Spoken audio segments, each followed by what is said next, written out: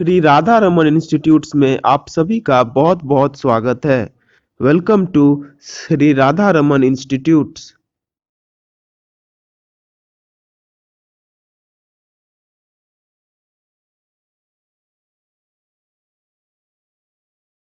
ये वीडियो हमारा last video का कंटिन्यूएशन है जिसमें कि हम बाकी के टाइप्स ऑफ प्लान्स को देखने वाले हैं कि बाकी के टाइप्स ऑफ प्लान्स आखिरकार कौन से हैं, वो किस टाइप के हैं एंड उनके फीचर्स क्या क्या हैं। तो सबसे पहले आता है method. So method is a standardised way और manner in which a particular task has to be performed. There may be many ways और methods of completing a task but only that method may be selected by which work can be done early at the minimum possible cost. तो method क्या है? Method एक standardised वे है जिसमें कि एक particular काम को करना चाहिए। मेथड ये प्रोसीड्यूर क्या है? प्रोसीड्यूर ऑर्डर है कि किस ऑर्डर में काम को होना चाहिए था। बट मेथड क्या है? मेथड एक स्टैंडर्डाइज्ड वे है, एक तरीका है जिसमें किसी काम को होना चाहिए। मतलब हम लोग जैसे ही बोलते हैं कि what is the method of appearing for the ISC exams, what is the method for rechecking. तो मेथड क्या होता है? मेथड एक स्टैंडर्डाइज तरीका है जिसमें किसी काम को होना चाहिए। जैसे बिजनेस मैनेजमेंट में क्या होता है कि बहुत सारे काम होते हैं, तो उन काम को करने का एक स्टैंडर्डाइज्ड तरीका होना चाहिए जिससे कि वो काम इफेक्टिवली हो सके। तो वो स्टैंडर्डाइज्ड तरीका जिनसे कि वो काम होगा, that standardized way in which the work is going to be done, उसको हम लोग मेथड बोलते हैं। So what is method? Method is a standardised way और manner in which a particular task has to be performed. एक particular task को किस तरीके से परफॉर्म करना है, उसका जो मैनर होगा, वो जिस तरीके में एक पर्टिकुलर टास्क परफॉर्म होगा, उसको हम लोग मेथड बोलते हैं। So what is method? Method is a standardised way और manner in which a particular task has to be performed. There may be many ways और methods of completing a task but only that method may be selected by which work can be done early at the minimum possible cost. अब किसी काम को करने के लिए बहुत सारे मेथड्स हो सकते हैं, लेकिन सिर्फ वही मेथड सिलेक्ट होंगे जिनमें कि काम जल्दी होगा और सबसे कम रिसोर्सेज को यूज करके होगा। मतलब जिसमें काम सबसे एफिशिएंटली होगा, हम सिर्फ उसी मेथड को चूज करने वाले हैं। तो मेथड क्या है? मेथड एक स्टैंडर्डाइज्ड तरीका है किसी काम को करने का। It is a standardised way of doing something. इसके बाद आता है features of methods. Methods are flexible. Methods are flexible in nature, they can be changed as per the requirements of the ongoing situation. अब method जो है वो flexible है, उनको हम ऑन गोइंग सिचुएशन के हिसाब से चेंज कर सकते हैं। सिचुएशन जिस टाइप का है उसके हिसाब से मेथड्स में चेंजेस लाया जा सकता है। अगर हमने पहले प्लान किया था कि हम इस तरीके से काम करेंगे, लेकिन फ्यूचर में चल के वो उस तरीके से काम नहीं हो पा रहा है, तो हम उसको चेंज थोड़ा कर सकते हैं। We can change that method. So method जो है वो फ्लेक्सिबल हैं, उनको चेंज किया जा सकता है रिक्वायरमेंट्स के हिसाब से। जैसे जैसे हमारे रिक्वायरमेंट्स होंगे, हम उसके हिसाब से मेथड्स को चेंज कर सकते हैं। फिर इसके बाद है methods give clear instructions to the employees and remove any confusion. अब मेथड्स क्या है? Methods is basically a way in which something has to be done. एक तरीका है जिसमें किसी काम को होना चाहिए। तो ये जो तरीका है, ये एम्प्लॉइज को इंस्ट्रक्शंस दे देता है और कोई भी कंफ्यूजन होता है ये उसे दूर कर देता है। इट रिमूव्स एनी कंफ्यूजन विच में arise among the employees. Employees के बीच में कोई भी कंफ्यूजन जो कि अराइज हो सकता है, ये इसको रिमूव कर देता है। फिर इसके बाद है methods ensure uniformity in the actions of the employees. अब मेथड जो है वो यूनिफॉर्मिटी लाते हैं एम्प्लॉइज के एक्शन में। They bring uniformity in the actions of the employees. Employees के जो एक्शंस होते हैं, जो कि एम्प्लॉइज काम करते हैं, उनमें ये एक यूनिफॉर्मिटी ले आते हैं। They bring a uniformity. सब एक समान काम करेंगे, ये उस टाइप का काम इसमें ले आते हैं। सबका काम एक जैसा होता है, ये मेथड्स जो हैं वो कर देते हैं। फिर है method standardise the routine jobs. अब जो अगर कोई रूटीन जॉब ऐसे ही हो रहा है बिना किसी तरीके के, तो उसका तो कोई मायने नहीं हुआ। लेकिन मेथड क्या है? एक स्टैंडर्डाइज तरीका है किसी काम को करने का। It is a standardised way of doing something. So because of that method जो है वो रूटीन जॉब्स, मतलब जो जॉब्स होने हैं वो उनको स्टैंडर्डाइज कर देता है। It standardizes the routine jobs which are to be performed. फिर इसके बाद आता है methods act as an overall guide for the employees and the managers. अब मेथड्स क्या है ये हम जानते हैं। मेथड्स आर स्टैंडर्डाइज्ड वेज जिससे कि काम होता है। मेथड्स कुछ स्टैंडर्डाइज्ड वेज होते हैं जिनके द्वारा हम काम करते हैं। ये एक तरीका होता है जिसमें किसी काम को करना होता है। तो ये जो तरीके होते हैं they act as a guide for the employees and the managers. ये एम्प्लॉयज एंड मैनेजर्स के लिए एक गाइड की तरह काम करते हैं। They work as a guide for the employees and the managers. जो मैनेजर्स होते हैं और जो एम्प्लॉयज होते हैं ये उनके लिए एक गाइड की तरह काम करते हैं। They work as a guide for the employees and the managers. फिर इसके बाद आता है rule. Now rules are specific statements that tell what is to be done and what is not to be done in a specific situation.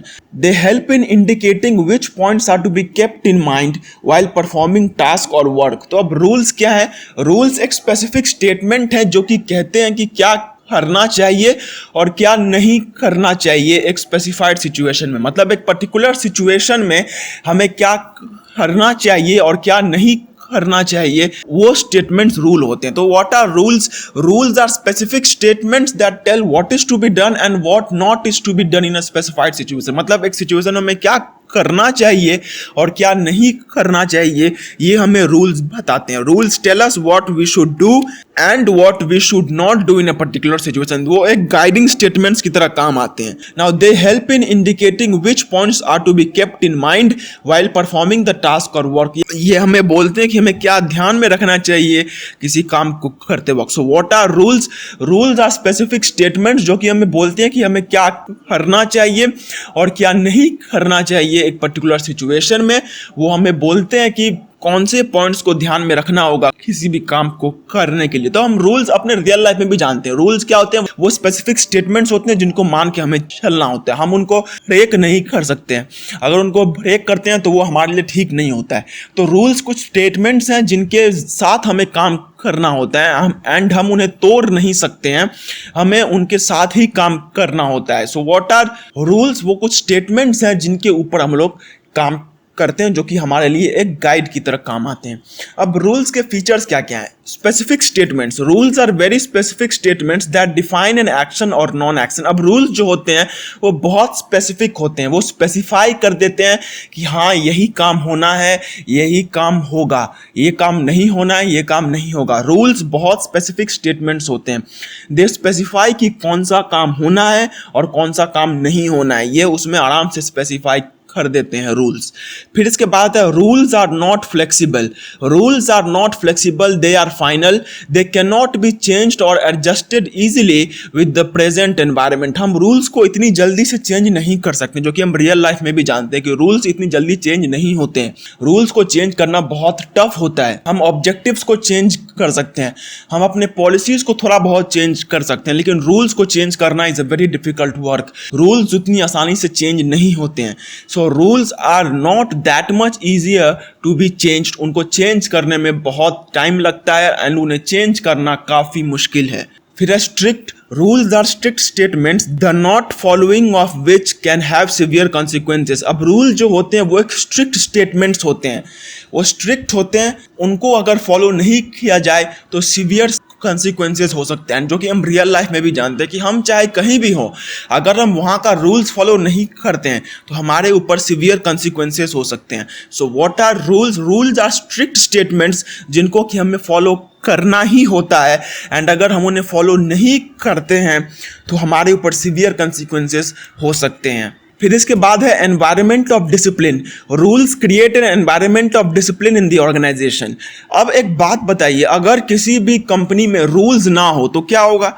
हर एक आदमी अपनी मर्जी से काम करेगा, कोई उसमें सिस्टम होगा नहीं। उसको वो बोलेगा कि तू इस तरह काम कर, वो बोलेगा मैं क्यों इस तरह काम करूं।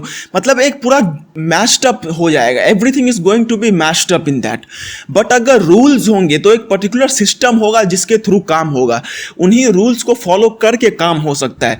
तो उसकी वजह से जो है एक डिसिप्लिन वाला मैटर क्रिएट होता है। Discipline environment is created in rules. एक रूल्स का जो है एक डिसिप्लिन वाला मैटर क्रिएट होता है, एक disciplined environment is created in rules. So rules जो होते हैं डिसिप्लिन्ड एनवायरनमेंट क्रिएट कर देते हैं कि हाँ ये काम होगा, ये काम नहीं होगा एंड तुम्हें इसी काम के लिमिट के अंदर में रह के सब कुछ करना है। So rules create a disciplined environment कि ये काम करो, इसके बाहर मत जाओ। अगर रूल्स नहीं होंगे तो जिसको जैसा मन आएगा वो उस तरीके से काम करेगा, जो कि ठीक नहीं होगा। फिर इसके बाद आता है indicate limits. Rules indicate limits as to how much can be done by anyone. अब rules एक लिमिट लगा देते हैं कि कोई कितना तक काम कर सकता है। एंड ये हम जानते हैं कि अगर रूल्स नहीं होंगे तो जिसको जो मन में आएगा वो वही करने की कोशिश करेगा। तो रूल्स जो होते हैं वो एक लिमिट लगा देते हैं कि हाँ इस तक काम करना है, इसके बाहर काम नहीं करना है। रूल्स एक लिमिट लगा देते हैं कि yes you have to work up to this, इसके बाहर तुम काम नहीं कर सकते। So this is the feature of rules की वो रूल्स एक लिमिट लगा देते हैं। हम जानते हैं कि रूल्स जहां तक हमें अलाउ करते हैं किसी काम को करने के लिए, हम सिर्फ वहीं तक उस काम को कर सकते हैं, उसके बाहर उस काम को नहीं किया जा सकता है। फिर इसके बाद आता है budget. Now a budget is a statement of expected results the managers expect from the company in numerical terms. अब एक बजट क्या होता है? एक बजट एक स्टेटमेंट ऑफ एक्सपेक्टेड रिजल्ट्स है the managers expect from the company in numerical terms. अब जो बजट होता है वो एक स्टेटमेंट ऑफ एक्सपेक्टेड रिजल्ट्स है, मतलब हमें क्या मिल सकता है उसको हम लोग एक मॉनेटरी टर्म्स में जब उसे हम बोल देते हैं या फिर एक न्यूमेरिकल टर्म्स में जब उसे हम बोलते हैं तो उसको हम लोग बजट बोलते हैं। मतलब हमारा जो रिजल्ट होने वाला है, what is the result which we are going to achieve, जो कि हम उसे जब बोल देते हैं न्यूमेरिकल टर्म्स में तो वो बजट बन जाता है। अब बजट क्वांटिफाइज द फोरकास्ट और फ्यूचर ऑफ द ऑर्गेनाइजेशन, मतलब एक ऑर्गेनाइजेशन में क्या हमें मिलने वाला है, what are we going to get, ये उसे फोरकास्ट कर देता है, ये उसे ऑर्गेनाइज कर देता है। So budget is a statement of expected results the managers expect from the company in numerical terms. Numerical terms में जो एक्सपेक्ट होता है ये उसे बोल देते हैं एक न्यूमेरिकल वैल्यू में, ये उन्हें एक न्यूमेरिकल वैल्यू दे देता है। फिर इसके बाद आता है features of budget. It is prepared before hand based on future plan of action. इसे हम फ्यूचर के ऊपर देखते ही प्लान करते हैं, इसे हम फ्यूचर को ध्यान में रख के प्लान करते हैं एंड इसे पहले ही बना लिया जाता है। ये एक फ्यूचर का एस्टिमेट होता है एंड ये उसके ऊपर बेस्ड होता है। तो बजट जो कि हम अपने रियल लाइफ में भी जानते हैं कि किसी भी काम को करने के लिए हमें कुछ पैसे चाहिए, तो वो पैसा होता क्या कि हमें कितना मिलने वाला है, what are we going to get, उसको हम लोग जब न्यूमेरिकल टर्म्स में एक्सप्रेस कर देते हैं तो वो बजट कहलाता है। फिर इसके बाद है it is related to a definite future period and is based on the objectives to be attained. अब ये जो है एक डेफिनिट फ्यूचर पीरियड तक सीमित होता है। It is limited to a definite future period, ये एक डेफिनिट फ्यूचर पीरियड तक लिमिट है, ये उसी लिमिट तक रहता है एंड ये बोल देता है कि उसी टाइम तक ये काम आएगा। अब ये जो टाइप्स ऑफ प्लान्स है ये सब कुछ फ्यूचर को मद्देनजर रख के किए जाते हैं। तो सिमिलरली जो बजट है वो भी एक डेफिनिट फ्यूचर पीरियड के ऊपर में ही है और वो ऑब्जेक्टिव्स के ऊपर में बेस्ड है जो कि हमें अटेन करना होगा। So it is related to a definite future period and is based on the objectives to be attained. ये उन ऑब्जेक्टिव्स पे बेस्ड होता है जो कि हमें अटेन करना है। So it is based on the objectives which we need to attain, it is based on the objectives जो कि हमें मिलने वाला है। ये फ्यूचर को ध्यान में रख के बनाया जाता है। फिर है it is expressed in financial terms. इसको फाइनेंशियल टर्म्स या फिर मॉनेटरी टर्म्स में एक्सप्रेस किया जाता है, जो कि हम जानते हैं कि वॉटेवर एक बिजनेस फर्म में होता है हम उसे मॉनेटरी टर्म्स में जब एक्सप्रेस कर देते हैं तो उसे हम बजट बोलते हैं। It shows planned income to be generated, कितना इनकम जनरेट करना होगा ताकि हमारा कुछ काम हो सके, ये वो वहाँ पे दिखाता है। फॉर एग्जाम्पल हमें कुछ काम करना है, हमें एक फैक्ट्री सेटअप करनी है जिसके लिए हमें 5 करोड़ रुपए चाहिए, तो 5 करोड़ रुपए हमारा बजट होगा। तो ये बोल देता है कि हमें कितना पैसा जुगाड़ के रखना होगा जिससे कि हम अपना काम कर सके। फिर है it shows probable expenditure to be incurred. अब ये वो भी दिखाता है कि कितना एक्सपेंडिचर होने वाला है, कितना खर्च होने वाला है। जैसे हम बोलते हैं कि हमें एक प्लांट सेटअप करने के लिए 5 करोड़ रुपया चाहिए, तो 5 करोड़ रुपया एक्सपेंडिचर है जो कि हमें खर्च करना होगा प्लांट को सेटअप करने के लिए। प्लांट को सेटअप करने के लिए हमें 5 करोड़ रुपया खर्च करना पड़ेगा। Therefore 5 crore rupees is the expenditure which we need to incur. फिर है programme. A program is a comprehensive plan designed to implement the policies and accomplish the objectives. It is a combination of goals, policies, task assignments, resources, etc. It is a concrete or well-defined scheme designed to accomplish a specific objective. तो एक programme क्या होता है, ये भी एक plan है जिसको कि जो पॉलिसीज एक बिजनेस फर्म में बनते हैं, मतलब जो निर्णय लिया जाता है ये उसको इम्प्लीमेंट करने के लिए बनाया जाता है, और जो ऑब्जेक्टिव्स होता है ये उसको अकम्प्लिश करने के लिए बनाया जाता है। So what is a program? A program is a comprehensive plan designed to implement the policies and accomplish the objectives. एक बिजनेस फर्म में जो पॉलिसीज होते हैं, क्या होना है एक बिजनेस फर्म में, उनको इम्प्लीमेंट करने के लिए एक प्रोग्राम बनाया जाता है एंड अकम्प्लिश करने के लिए ऑब्जेक्टिव्स। एक बिजनेस फर्म का क्या ऑब्जेक्टिव्स है उनको फुलफिल करने के लिए भी प्लान्स को बनाया जाता है। So what is a programme? A programme is a comprehensive plan design to implement the policies and accomplish the objectives. Objectives को अकम्प्लिश और इम्प्लीमेंट करने के लिए एक प्रोग्राम को बनाया जाता है। फिर it is a combination of goals, policies, task, assignments, resources et cetera. ये goals, policies, task, assignments, resources et cetera का एक कॉम्बिनेशन होता है। It is a concrete or well-defined scheme designed to accomplish a specific objective. एक specific objective को काम में लाने के लिए ये एक well-defined scheme या फिर एक objective होता है। It is a concrete or well-defined scheme designed to accomplish a specific objective. एक specific objective को पाने के लिए जो प्लान बनाया जाता है उसी को हम लोग प्रोग्राम बोलते हैं। तो what is a programme? A programme is a plan which is made in order to implement the policies. जो पॉलिसीज बनाए गए हैं उनको लागू करने के लिए और जो गोल्स हैं उनको पाने के लिए जो प्लान बनाया जाता है वो ऑब्जेक्टिव्स कहलाता है। फिर इसके बाद है फीचर्स ऑफ प्रोग्राम्स की प्रोग्राम्स के फीचर्स क्या क्या होते हैं। पहला है serves as a guide. Programme serves as a guide in planning. It spells out clearly the steps to be taken, resources to be used and the time period within which the task is to be completed. It also indicates who should do what and how. तो एक programme जो है वो एक guide की तरह काम आता है प्लानिंग में। वो एक क्लियरली बोल देता है कि कौन कौन से स्टेप्स हमें लेना है, कौन कौन से हमें रिसोर्सेज को यूज़ करना है एंड किस टाइम पे हमें करना है, मतलब हमें क्या करना है, किसको लेके करना है और कब करना है, ये हमें प्रोग्राम बोलता है। So programme acts as a guide in doing planning. Planning को कैरी आउट करने के लिए प्रोग्राम हमारा एक गाइड की तरह काम आता है। फिर है सिंगल यूज। अब programme is a single use but comprehensive plan. अब प्रोग्राम जो होते हैं उसे सिर्फ एक ही बार में इस्तेमाल किया जा सकता है। एक बार एक प्रोग्राम इस्तेमाल में आ गया, फिर उसके बाद दूसरे काम के लिए हमें दूसरा प्रोग्राम बनाना पड़ेगा। हम एक ही प्रोग्राम से दो या दो से ज़्यादा काम नहीं कर सकते हैं। So a programme is a single use but comprehensive plan. एक सिंगल यूज में आने वाला प्रोग्राम है बट ये एक कम्प्रीहेंसिव प्लान है, ये एक ही बार में काम आता है। फिर है based on objectives of the organisation. ये ऑर्गेनाइजेशन के ऑब्जेक्टिव्स पे बेस्ड होता है। ऑब्जेक्टिव्स क्या है ऑर्गेनाइजेशन का, उसी के ऊपर हम लोग सोच के प्लान्स बनाते हैं कि ऑर्गेनाइजेशन का ऑब्जेक्टिव क्या, प्रॉफिट अर्न करना या फिर सेल्स मैक्सिमाइज करना या फिर मार्केट का एक पोर्शन को होल्ड करना है, ये उसके ऊपर डिपेंड करता है।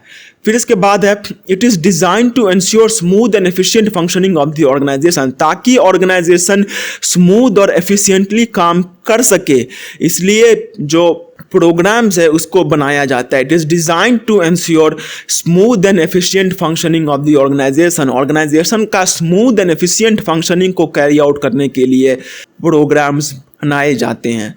फिर इसके बाद है goal oriented. Programme is goal oriented, it seeks to achieve certain goals of the firm. अब प्रोग्राम सारे प्लान्स के जैसे गोल ओरिएंटेड अप्रोच है, ये भी ऑर्गेनाइजेशन के कुछ गोल्स को अकम्प्लिश करने के ऊपर में ध्यान देता है। It also focuses on accomplishing some goals of the firm. Firm के कुछ गोल्स को अकम्प्लिश करने पर ये ध्यान देता है। सो गाइज हमारी ये आज की वीडियो यहीं पे ख़त्म होती है एंड इस वीडियो को ख़त्म करने के साथ साथ मैं आपको बस एक ही एडवाइस देना चाहता हूँ कि आप प्लीज़ इस वीडियो पे पूरे डिपेंडेंट ना हो जाएं।